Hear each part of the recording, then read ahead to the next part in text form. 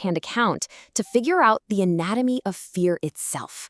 You know how a series of kind of strange events can build up into, well, an experience of pure terror. And we're actually going to start at the end with this stark warning. It's a statement of just absolute certainty, right? And it was born from a terrifying experience. So you have to ask yourself, what could possibly happen to someone to make them so sure, so fearful? Let's trace the events that led right to this moment. Okay, let's get right into it. Our story starts with something that feels, well, pretty familiar, almost boring. A lone camper out in the wilderness. But things take a turn, and they take it fast. An event happens that subtly, and then, profoundly, just twists the very rules of reality. So I want you to imagine you're out there, all alone in this huge forest. And in the distance, you see another campfire. That'd be a comforting sight, wouldn't it? It's a sign of another person, a sense of shared presence in the big, dark woods. Seems totally normal, even a little reassuring. But the next morning, that feeling of comfort, it just completely vanishes. The physical evidence flatly contradicts what they saw. There's no trace of a fire. I mean, no burn mark, no ash, not even a single disturbed leaf. It's like the fire was simply never there. And just like that, reality itself feels like it's starting to break. And this right here, this is where the terror really begins. It's not with some monster jumping out or a visible threat. No, it starts with this deep psychological unease. It's that feeling you get when the basic rules of the world just aren't working the way they're supposed to. It's a pure violation of logic, and it is deeply unsettling. All right, so let's move to the second night and see how this thing escalates. Because it's no longer just a passive, silent mystery. Oh no, it becomes an active, undeniable, and frankly, terrifying threat. And boom, suddenly the disturbance becomes physical and just unbelievably violent. We've gone way past a little flicker of light. This is the raw power of nature being unleashed. Can you imagine the sound, the sheer impact of that? It's just impossible to ignore. And just like with the fire, the whole thing defies a natural explanation. I mean, massive trees don't just fall over on a completely calm night. And that detail is so crucial, it just amplifies that profound sense of wrongness, that unmistakable feeling that some unseen force is at play here. You know, the sound that goes with all this destruction, it introduces a terrifying new element. The person who wrote this is super specific. This wasn't the sound of an animal. It wasn't a machine. The word they land on is intentional. And that implies intelligence, a purpose behind all the chaos. So now we've shifted, right? We've gone from a strange phantom campfire to an unseen force that is capable of massive, deliberate destruction. It's not just there anymore. It's actively showing off what it can do. Okay, this is the moment the whole story pivots. The threat stops being this general environmental thing, and it becomes deeply, chillingly personal. The unseen watcher is about to make its move. So the next morning, the camper finds one of the fallen trees, and its trunk was gouged and torn apart. The evidence speaks for itself. This wasn't some clean break from a storm. It looks like something worked at it, using incredible force. It just confirms that feeling of intentionality from the night before. And this is the real turning point. Because near the base of this destroyed tree, the true horror of the situation is revealed. It's not just a wrecked tree. It's a message. And it's a message made up of the camper's own personal belongings. And that's the moment the fear becomes intimate and immediate. A line has been crossed. This is so terrifying because it hits our most primal need for a safe space.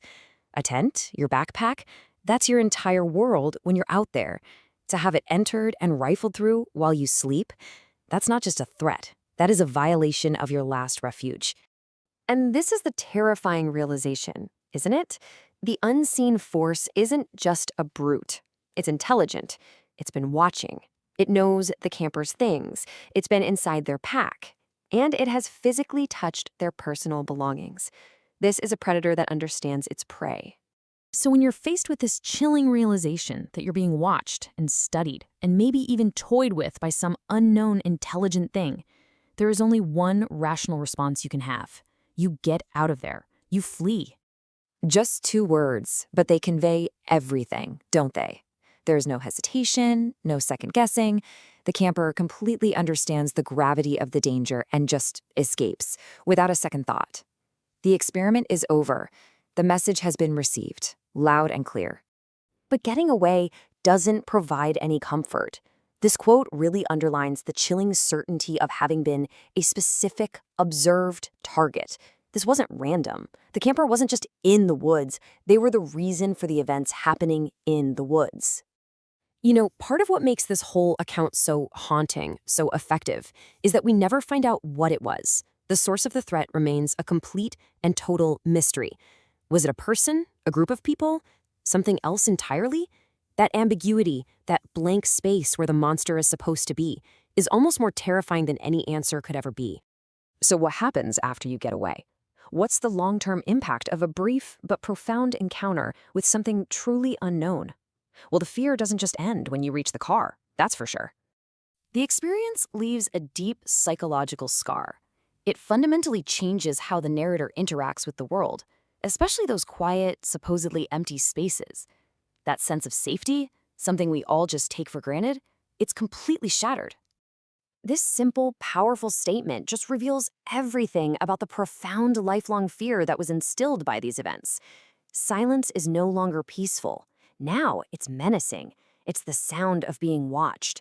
The quiet places are where the unseen things wait. Ultimately, an account like this just flips the whole idea of the comfort of solitude right on its head. And it leaves us with one really unsettling thought. After hearing this story, can any of us really be sure that the quiet, Some stories don't just scare you, right? They get under your skin. They're built piece by piece like a perfect, terrifying machine. Today, we're not just going to retell a story that'll keep you up at night. We're going to pull out the blueprints and see exactly how it was built. So let's deconstruct the horror of The Architect of Blackwater Ridge. The story kicks off with the single line, completely out of context. "I should have left." Think about that. It's immediately gripping. It's a confession. It tells you right away that a massive mistake was made. Some critical point of no return was crossed. And it forces you, the reader, to immediately ask, well, why didn't you? So the scene is set. It's a classic for a reason. You've got a lone hiker way out in the middle of nowhere in Blackwater Ridge, and then bam, the weather just turns on him, violently, unnaturally fast. The need for shelter becomes this primal, urgent thing. And that feeling of complete and utter isolation, that's the bedrock this whole story is built on. And just in time, a cabin appears, a little refuge. Inside, it's pretty much what you'd expect. Old, abandoned, a cot, a table, a fireplace. But the author slips in this one little detail that's just off. A stale, metallic smell. It's the first wrong note in which should be a song of relief. Now this is such a clever move. The story lets our main character and us feel a real moment of relief. It's dry. It's safe from the storm. This sense of security is built up on purpose, It's constructed just so it can be brutally torn down, which makes the horror that's coming feel so much worse. Okay, so we're feeling safe for a minute. Now let's watch how the author starts to peel that feeling away, layer by layer. The cabin is about to transform from a shelter into something more like a prison. And this is where the building itself starts to tell its own, very dark story. And here are the first cracks in that sense of safety. A sleeping bag that looks pretty new. Cans on the table, water jugs. This stuff isn't from 50 years ago. Someone has been here, and they've been here recently. The mystery suddenly shifts from, I wonder what happened here a long time ago, to the much scarier, wait, who was just here? And this line, boom, this is the pivot point. Everything changes with this one observation. Because these aren't just scratches on the wall. They're a record of pure desperation. They look frantic, violent. And just like that, the cabin goes from being a dusty old place to the scene of a violent struggle. So this is where it gets really chilling. Look at the logic here. The door, it has a bracket for a padlock on the outside. The window, it's been screwed shut from the outside. But on the inside, You see these desperate pry marks around the frame, and the horrifying realization just clicks into place. This cabin wasn't built to keep things out. It was built to keep someone in. You know, this is just a perfect example of what writers call environmental storytelling. The setting isn't just a backdrop, it's practically a character. It's like a crime scene where every object is a piece of evidence. And in this case, the cabin itself is the first victim, telling this awful story of imprisonment without saying a single word. But a really good horror story doesn't just leave the scary stuff in the past, right? All those clues our hiker has been piecing together, well, that threat is about to become very, very real. It's moving from something that happened to something that is happening right now, right outside that door. And just listen to how the tension gets ramped up. First, a scraping sound. Okay, maybe it's just a branch, right? Then, 2 heavy thuds on the porch. That's not the wind, that's weight. Then, you feel pressure against the door. And finally, the latch rattles. Just once. It's undeniable. Someone is out there, and they are not friendly. This right here is the moment that'll make your blood run cold. The latch rattles, but then it stops, and this terrible thought worms its way into your head. What if they're not trying to break in? What if they're just checking the lock, making sure the trap still works? They don't want to get in. They want to make sure you can't get out. And with that realization, the story just explodes. Literally.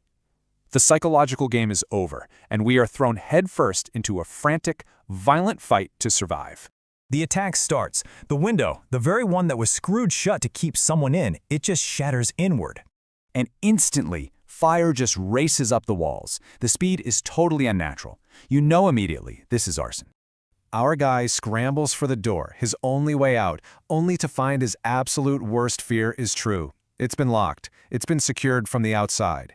The trap has been reset, and now he's the one caught inside. But he breaks free, and the threat is no longer a sound, it's not a pressure on a door, it's a person, right there, clawing at his face. The anonymous presence is now real, and it is violent. And here it is, the final, damning piece of evidence, and it's a smell. Gasoline. You can smell it on the attacker. And that confirms everything. This wasn't some random act, this was planned. This was an execution. But escaping the fight doesn't mean the horror is over. Oh no. The story saves its most haunting, most chilling image for the very end. We're moving from the chaos of the fight to a cold, quiet, terrifying conclusion. And there's the final twist of the knife. The attacker, he isn't running away, he's not hiding, he's just standing there, calmly, watching his work, watching the cabin burn. It turns him from just some violent guy into something else entirely, a monster, an observer, the architect admiring his creation. Which, of course, leaves us with the big, unanswered question that gives the story its name. Who was this person? Was it a ghost, doomed to repeat a horrible crime? A serial killer with a truly twisted signature? The story never tells us. It just leaves us with the chilling idea that some monsters don't really need a reason.